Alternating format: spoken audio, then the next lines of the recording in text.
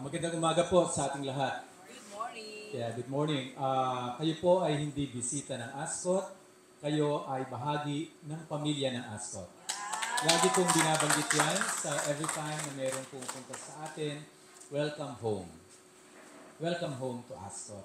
So kayo ay kapamilya, kasama natin, nagkakasama tayo dito. Kayo ay kasama ng Ascot para sa pagtataguyod ng mga programa makabuluhan ng ating kolehiyo. Napakahalaga at napaka-historical ng ginawa natin ngayong umaga dahil kahit na papano ay nagkaroon tayo ng pagkakataong makatulong para ma-sustain natin yung magandang kalikasan natin. So napaka-historical in the sense that nagtanim tayo ng puno kanina. Meron tayong programa dito sa Ascot na nilalunch po natin, yung Kambal Puno. Actually, it's a self-coined word na naisip ko lang para merong pagpapahalaga sa kalikasan, yung pong Kambal Puno natin, yung bang ako po kasi medyo sumusuporta talaga sa mga indigenous knowledge natin, no? Yung ating mga Philippine native trees. Dito pala sa Aurora, dito ko lang nakita ang lipote. Dito ko rin lang nakita yung mga taga-Kabanatuan, no? Ang adwas. Akala ko ang adwas ay lugar lang sa Kabanatuan. Only to find out na ang adwas pala ay isang uri ng puno. It's a Philippine native tree. At dito sa Aurora, ginagamit ito na panigang yung talbos. Alam niyo, kaya ako nagkaroon ng fascination, nangolekta ako ng mga buto, no? Mga buto, at bumili ako sa Shopee noong pang-germinate ng buto. Nauna yung lipote, ngayon yung adwas. Sabi ko nga sa mga kaibigan kong presidente, bibigyan ko kayo ng mga puno na nandito. Na ang idea natin is ma-promote yung sariling atin. Na marami pa dito sa Aurora na lagi kong ini-emphasize na napakaganda ng Aurora. Pero bago ako magpatuloy, nais ko munang ipakilala sa inyo ang ating mga opisyales ng kolehiyo. Of course, napakilala na yung ating Vice President for Academic Affairs, Ma'am Luz Kabatan, ang ating Vice President for Administration, Planning and Finance, si Sir Oscar Barawid, yung ating Director ng International Affairs, Alumni as well as External Linkages, and at the same time, the Board Secretary and the College Secretary, si Sir Kid. Siya yung nakakaalam ng istorya ng Baler. Kasi taga Baler talaga siya. Kanina medyo nahihiya pa ako nung tinatanong ako tungkol sa Baler, hindi pa ako masyadong familiar, but of course, assignment ko yon, kailangan talagang pag-aralan kasi po, ako ay taga Bataan. No? Pinanganak ako sa Bataan at nagtrabaho sa Nueva Ecija bago ako nakarating dito.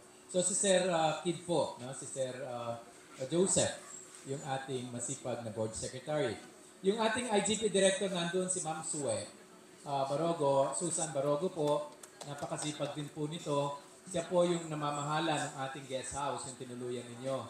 No? Siya yung ating director ng income generating project. Pero libre po kayo kasi kasama kayo sa pamilya. Sabi ko nga sa inyo, kayo ay kapamilya. Kapamilya po kayo. Yung ating NSCP director, si Ma'am Nova. Si Ma'am Nora Barbas po. Talagang dito ko rin sa Aurora nakita na yung mga estudyante, particular ng Ascot, ay napakasisipag. Yung ating NSCP program, makikita mo, bumalik uli sa isipan ko yung, kung natatandaan ninyo, kung naabutan ninyo yung ICAP, yung Youth Civic Action Program. Dito po sa Ascot, nandito pa rin yan kasi yung mga NSCP students natin ay talagang tumutulong sa pagpapanatili ng kaayusan ng kolehiyo. No, gusto kong bigyan puga yung ating mga estudyante at yung ating mga faculty. Nandito din yung iba nating mga faculty and staff. Kahit linggo na po. Bahagi po ito talaga. Yung ating kaninang umaga, actually gumising ako ng usual na gising ko alas 4, yung ating mga faculty ng HM at TM nandun na sa bahay, nag-prepare ng goto at saka yung mga kinain ninyo. So talagang napaka-special po dito dahil tayo mismo, sabi ko nga sa inyo, kayo ay bahagi ng pamilya ng Ascot. Marami pong mga programa tayong nakalaan, no, nakatakda para gawin. Para lalo pang maging maayos at maganda ang kolehiyo. Ang una dito ay itong Ermita Hill At gusto natin i-highlight ito bilang isang ecological, historical, and educational tourism destination ng probinsya ng Aurora. Historical in the sense that nalaman naman ninyo yung Tromba Marina na in the 1700s, actually 1700s, if I'm not mistaken, ay nagkaroon ng malakas na tsunami dito. Umakyat yung 7 families at dito sila nagkanlong. No? Yung 7 families, si Sir Kid ang makakapagpaliwanag ng uso sa inyo later on tungkol sa Tromba Marina. Pero gusto kong i-dramatize ito dito. Kaya makikita ninyo, doon sa baba, merong tawag ko rin lang, mahilig kasi ako mag-coin ng mga salita. Sunken Theater. Kasi nakalubog yung open theater doon sa baba. Sabi ko nga kay Joshua, nasa si Joshua? Umalis na yung ating cultural director. So, siya po yung ating cultural director. Sabi ko nga sa kanya, magandang isalin mo ito sa pamamagitan ng sayaw, sa pamamagitan ng tula, para at least malaman ng mga kabataan at mga susunod na henerasyon na mayroong ganitong pangyayari dito para maging handa tayo palagi. So, meron po tayong Sunken Theater. Tapos alam niyo ang maganda dito sa Baler na na-found out ko, na nalaman ko, napakagagaling kumanta ng mga tao dito. Napakagagaling yung ating mga engineers, yung ating mga faculty members sa ibang schools. Ang ating Vice President kumakanta ito. Sample! Sayang hindi lang tayo nagkaroon ng socialization. Perhaps in your next visit is magkakaroon tayo ng socialization activity. Yun ang nakita ko doon. Pero isa pang nakakatuwa dito, alam niyo kaya gusto kong pag-aralan din kasi scientist po ako, bakit ang mga lalaki ng Baler ang nagluluto at namamalengke? O, ibang-iba yan sa Novo Ecijano.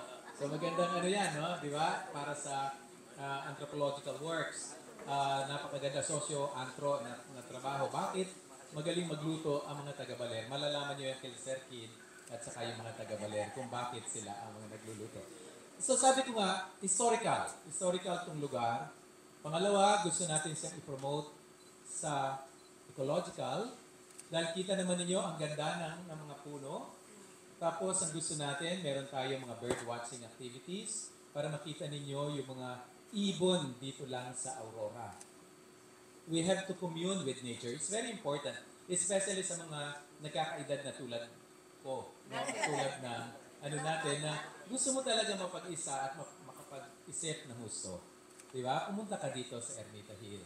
At inaayos natin ito sa tulong siyempre ng probinsya ng Aurora. Yung ating local government units, particular yung Baler, kasi ito ay nasa Baler, at yung suporta ng ating congressman, si Congressman Romel Rico Angara, yung ating senador, na ngayon ay DepEd Secretary, si Senator Juan Edgardo Angara, na grabe yung suporta at yung binubuhos na suporta dito sa ASCOT. At siyempre sa buong Aurora. Hindi ako taga-Baler, hindi ako taga-Aurora, pero napaka-proud ko dito. No, lagi kong ina-emphasize na napakaganda ng Aurora dahil napakaganda ng bundok, napakaganda ng dagat, napakaganda ng kapatagan, at napakaganda rin ng komunidad. Bakit kamo? We have 4 indigenous communities here. At meron tayong siyempre local community na napakayaman sa kultura. At ito yung pwede natin i-highlight sa turismo. No? Pwede natin i-highlight ito para at least yung mga bisita natin, pagpunta naman dito, ay meron silang makikita at meron silang malalaman. Yung atin pong kinatatayuan dito, no, yung nandito sa lugar na ito, i-convert po natin ito na nabanggit ng ating Vice President for Administration na Aurora Studies Center. Ka-approve pa lang po ito ng Academic Council at Administrative Council.